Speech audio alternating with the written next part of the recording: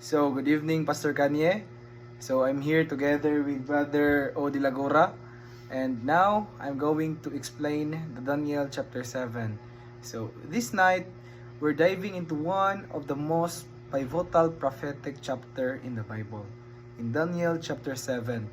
This chapter gave us a panoramic vision of world history, moving from early empires to the final triumph of God's kingdom. Daniel sees a dream that expands on the prophetic of Daniel 2, but this time with more focus on the spiritual and heavenly dimension. So, according to the verse 1 to 8, in the first year of Belshazzar, king of Babylon, Daniel has a night vision. He sees 4 great beasts rising out of the sea, which each different from the other. The sea in prophecy often represent people and nations. The 4 beasts symbolize 4 kingdoms. The first is lion with eagle wings. This represent Babylon, symbolizing majesty and speed. The wings being plucked suggest Babylon eventually humbling. And the second one is the bear raised on one side, symbolized Medo-Persia. The rise side up, likely referring to the Persia dominance. Leopard with 4 wings and 4 heads, a symbol of Greece under Alexander the Great. The 4 heads anticipate the division of the empire after Alexander's death. And the fourth one is the beast with the iron teeth and 10 horns. This represent Rome, the powerful and destructive. The 10 horns are 10 kings or kingdoms that would arise from it. Among the 10 horns, a little horn emerged, uprooting 3 of the previous horn. This little horn has an eye like a man and speak pompous words, an important figure in prophecy. So, in reflection to those 4 kingdoms, so, di lang, nalibala ko. So, what characteristic of the little horn suggests that is more than just a political power? So, let's proceed to the second verse, which is the 9 to 14. So, Daniel's vision shifts dramatically from earth to heaven.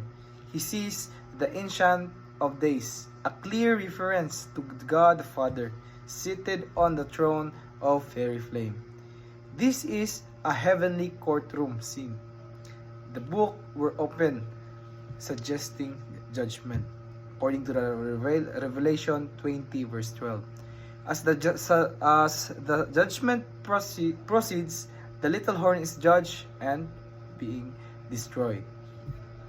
Then, one like the Son of Man comes with the clouds of heaven in verse 13 and is brought before the Ancient of Days.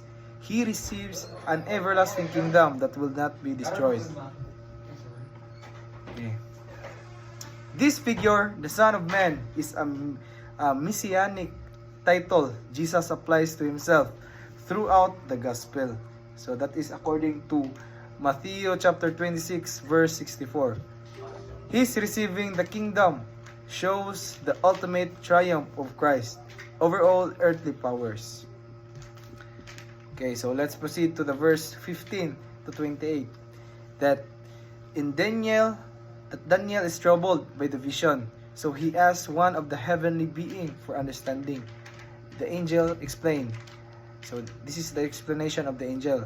The 4 beasts are 4 kingdoms or 4 kings.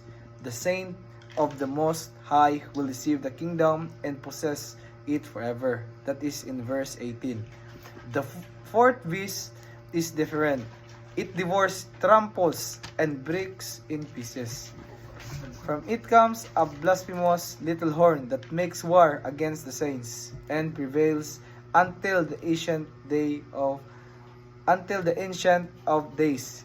gives judgment in favor of the saints. Importantly, we're going to verse 25 tell us that this little horn speaks pompous words against the Most High, persecute the saints, intends to change times and law, will have authority for a time and half a time.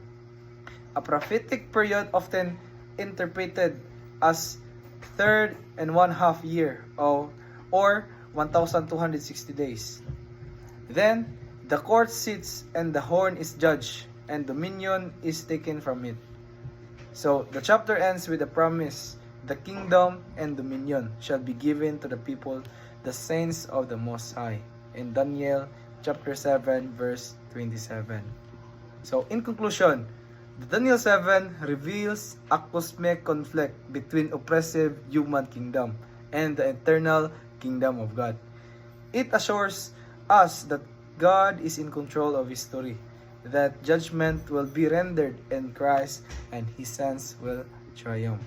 And that's all, Brother Kuya Ode, and I hope you learn something about the Daniel 7. So, I know that you have a question.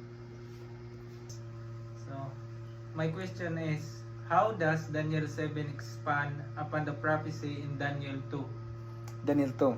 So, to answer that question, Daniel 7 expand upon the prophecy in Daniel 2 by representing the same succession of empires with more detail and symbolic imagery, emphasizing their spiritual and moral characteristics. So, maybe you have another question? So, my second question is, in what ways Daniel 7 connect to the end time theme in Revelation? Okay, to answer your last question, Brother Odi, so to connect that, in Daniel 7 connects to the end time themes in Revelation by depicting similar vision of beast, judging, and the establishment of God's eternal kingdom. So, I hope you learned something about the Daniel 7, and that's all. Thank you, Pastor Kanye.